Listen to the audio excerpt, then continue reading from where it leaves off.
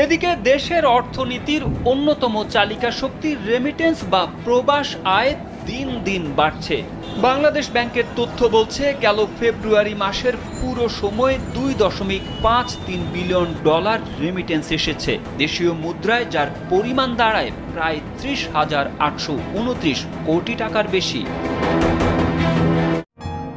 5ই August পরবর্তী সময় থেকেই বাড়তি উদ্দীপনা লক্ষ্য করা গেছে প্রবাসী আয়ে। অর্থনীতির চাকা সচল রাখতে বরাবরই বড় ভূমিকা রেখে আসছে এই খাত। রিজার্ভের ক্রমবর্ধমান গতি তাই আশা দেখাচ্ছে অর্থনীতিবিদদের। আসসালামু আলাইকুম ভিউয়ার্স, আশা করছি সবাই ভালো আছেন।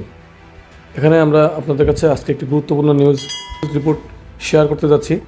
তো এখানে শিরোনামটা হচ্ছে 3 মাসে রেমিটেন্স আহরণের শীর্ষে 6 ব্যাংক।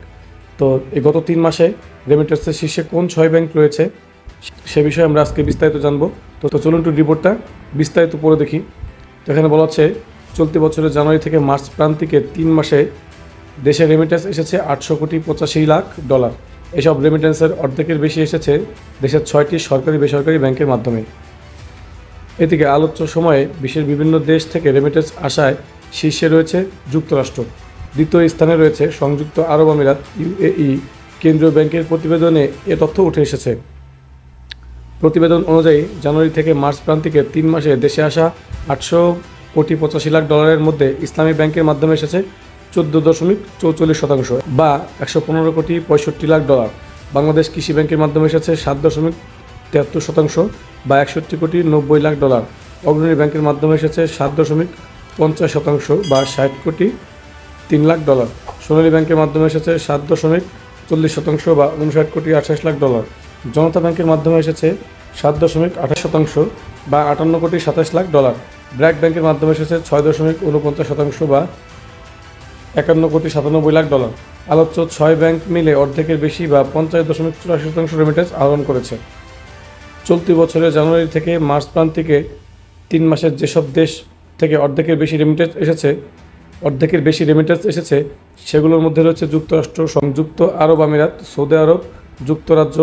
পর্যালোচনায় দেখা গেছে চলতি 2024-25 অর্থবছরে জানুয়ারি থেকে 25 প্রান্তিকের 3 মাসে যুক্তরাষ্ট্র থেকে এসেছে $144.49 লাখ বা 18.4%।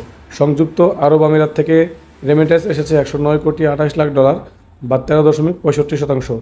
সৌদি আরব থেকে এসেছে $104.75 লাখ বা 13.8%। যুক্তরাজ্য থেকে এসেছে $96.58 লাখ বা 12.6% রেমিটেন্স। তো এভাবে কিন্তু এই ব্যাংকগুলো সর্বোচ্চ রেমিটেন্স এসেছে। তার মধ্যে ইসলামী ব্যাংক এখনও প্রথম স্থানে রয়েছে।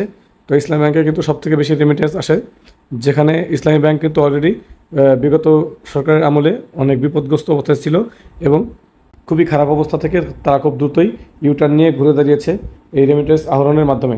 তো এভাবেই বাংলাদেশের অর্থনীতি ঘুরে দাঁড়াবে এবং চাঙ্গা অবস্থায় এবং স্ট্রং অবস্থায় যাবে, এই আশা ব্যক্ত করে আমাদের আজকে ভিডিও শেষ করছি। ভিডিওটি ভালো লাগলে অবশ্যই একটি লাইক দেবেন, ফ্রেন্ডদের সাথে শেয়ার করবেন আর অবশ্যই আমাদের চ্যানেলটি সাবস্ক্রাইব করে রাখবেন। তো আজকের আয়োজন পর্যন্তই, দেখা হচ্ছে নেক্সট ভিডিওতে। টিল দেন টেক ইয়োরসেলফ, আল্লাহ হাফেজ।